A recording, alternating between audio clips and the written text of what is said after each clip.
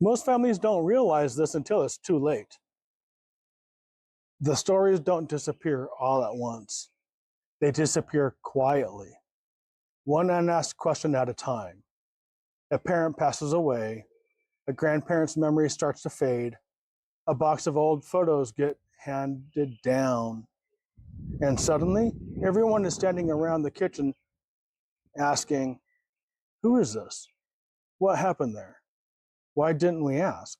Photos can save faces, but they can't save a voice. They can't save the way someone paused before answering. They can't save the sound of a laugh, the look in someone's eyes, or the wisdom that only comes out when a person feels safe enough to remember. Today, I'm going to give you 7 questions to ask your parents or grandparents before those stories are gone. This is Save Their Stories, where we help families preserve more than names, dates, and photographs. We help preserve presence, the voice, the emotion, the memory, the person behind the story. If you have ever thought, "I really need to sit down with mom, dad, grandma, or grandpa and ask about their life," this video is for you. And if you have been putting it off, you are not alone. Most people don't delay these conversations because they don't care. They delay them because they don't know where to begin. They think they need perfect equipment. They think they need a full family tree. They think they need a quiet house, 3 free hours, and somehow a family gathering where nobody interrupts, argues, or asks where the potato salad went. But you don't need perfect conditions. You need one good question. You need a little courage. And you need to listen long enough for the story to beneath the story to come forward. Because legacy is not just information. Legacy is identity. It is belonging. It is the wisdom your children and grandchildren may one day need from someone they never got to meet. So here are 7 legacy interview questions that can help your family preserve not just what happened, but who your loved one really was. Question 1. What did home sound like when you were young? The first question is, what did home sound like when you were young? Not just where did you live, not just what was the address. Ask about the atmosphere. What did you hear in the morning? Was there a screen door slamming, a radio in the kitchen, someone making coffee, kids running through the house, a father's truck pulling into the driveway, a mother humming while she cooked? This question works because sound brings people back into a place. It does not ask them to report their childhood. It invites them to re-enter it. And often, once someone remembers the sound of home, the rest begins to open.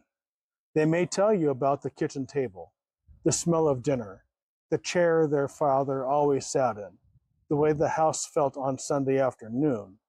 That is the difference between family history and family presence.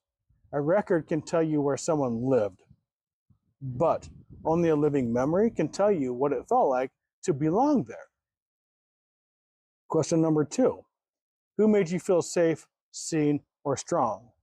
Again, who made you feel safe, seen, or strong? This might be a parent, a grandparent, teacher, coach, neighbor, a pastor, an older sibling, a boss, someone who showed up at the right time and left a mark that never fully faded. Then ask this: what did they give you that you still carry? This is where family stories become inheritance, because many of the values in a family did not appear out of nowhere. Someone modeled them. Someone taught resilience. Someone taught faith. Someone taught work ethic. Someone taught tenderness. Someone taught how to keep going when life did not make it easy. Your children do not just inherit names, they inherit patterns. They inherit ways of seeing the world. This question helps your family understand where those patterns began. Question number 3. What was a hard season that changed you? Again, it's What was a hard season that changed you? This one should be asked gently. You are not trying to pry.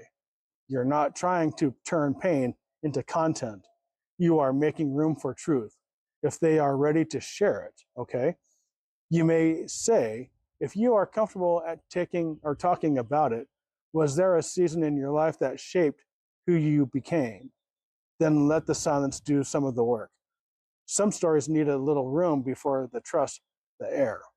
They may talk about grief, war, poverty, move, lost job, a broken relationship, a private disappointment, a season when they had to become stronger than they wanted to be.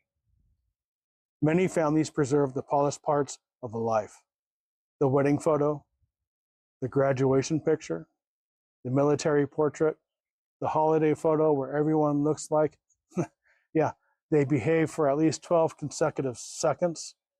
But the hard stories often carry the deepest wisdom. They teach future generations what survival looked like in their own bloodline. They teach that resilience is not abstract.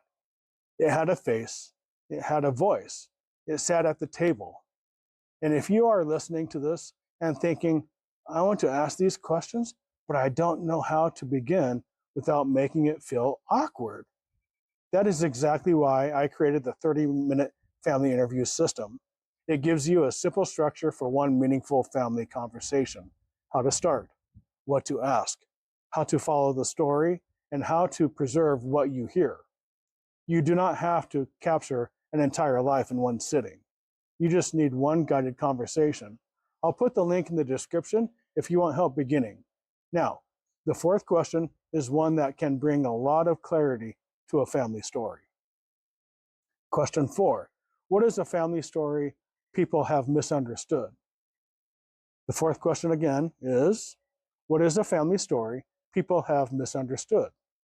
Every family has these: the story that got shortened, a person who got labeled, a decision no one fully explained, a move, a silence, a falling out, an old photograph with 3 different names written on the back, because apparently every family archive comes with a small detective assignment. This question gives someone a chance to add context, and context matters. Sometimes a person will say, that is not really how it happened, or people never understood what she was carrying, or there is more to that story. That is one of the quiet powers of oral history. It does not just preserve facts, it restores proportion. It can turn judgment into understanding. It can give dignity back to someone who became a flat character in the family story. And sometimes that is part of the healing. Question 5. What object brings you back? Okay. The 5th question is, I messed up a little bit, but what object brings you right back? This could be a photograph, a recipe card, a watch, a handmade quilt, a Bible, a set of keys, a piece of jewelry, that old classic muscle car, a tool, a written letter, a mixing bowl, a military patch. Objects hold memory differently than facts do. They carry touch, weight, smell, habit. They remind the body before the mind catches up. So ask, when you hold this, what do you remember? Then follow with, who gave it to you? Where was it kept?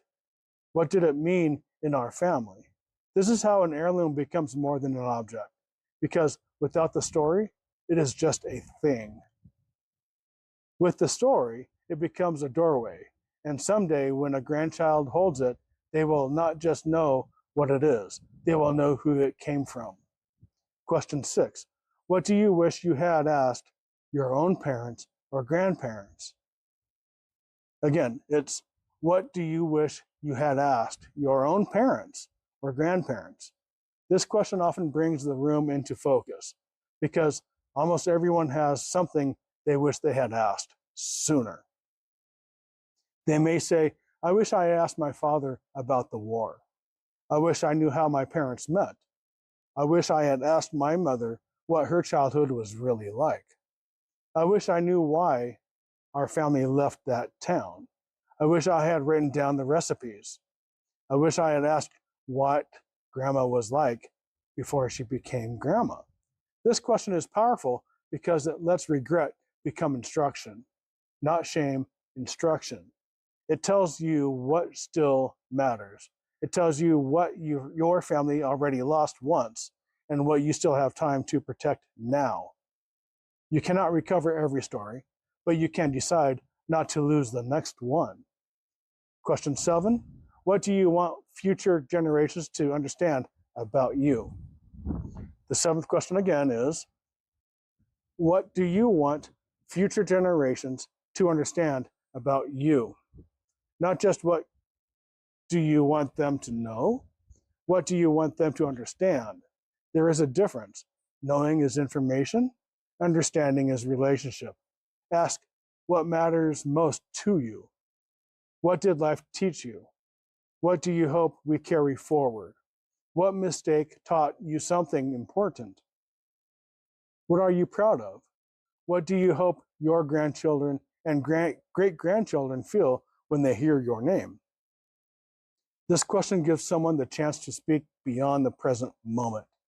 It lets them leave a message for people who may one day need their steadiness, their humor, their faith, their perspective, or their courage. That is what a legacy interview really is. It is not just a conversation about the past. It is a bridge from one generation to another, from memory to identity, from a person's lived experience to a family's sense of belonging. Before you ask these questions, here are a few simple things to keep in mind. First, do not try to ask all 7 at once. This is not a courtroom deposition with better snacks. Start with one question. Let the conversation breathe. Second, ask permission to record. Audio is enough. Video is even better because expression matters. A smile matters. A pause matters. The way someone looks down before answering can sometimes carry as much meaning as the answer itself. Third, listen for sensory details. If they say, "We used to visit my grandmother," ask, "What did her house smell like?" If they say, "My father worked hard," ask, "What do you remember seeing him do after work?" If they say, "That was a hard year," ask, "Where do you feel that memory when you talk about it?" These questions help people move from summary into memory. Fourth, do not correct too quickly. Memory is human. It is not always clean. Your role in the moment is not to withhold a fact-checking contest. Your role is to preserve meaning. You can verify names and dates later, but you may only get one chance to hear the emotion in someone's voice. Fifth, save the recording in more than one place. Put it on your computer. Back it up in the cloud storage. Share a copy with a trusted family member. Because if there is only one copy, it is not preserved. It is just temporarily lucky. Here's the question of the day now. What is one question you wish you had asked someone in your family? Leave it in the comments. Your answer may help another family ask while they still can. And if someone came to mind while you were watching this, pay attention to that. Sometimes the first person you think of is the place to begin. If you want help at taking the first step, I created the 30-minute family interview system. It gives you a simple guided structure for recording a meaningful conversation with a parent, grandparent, or a loved one, even if you have never done an interview before. You will learn how to begin, what to ask, how to keep the conversation comfortable, and how to capture stories your family might otherwise lose. You do not need perfect equipment or a full family history plan. You just need one conversation. Get the 30-minute family interview system at the link in the description. Start while the voice is still here.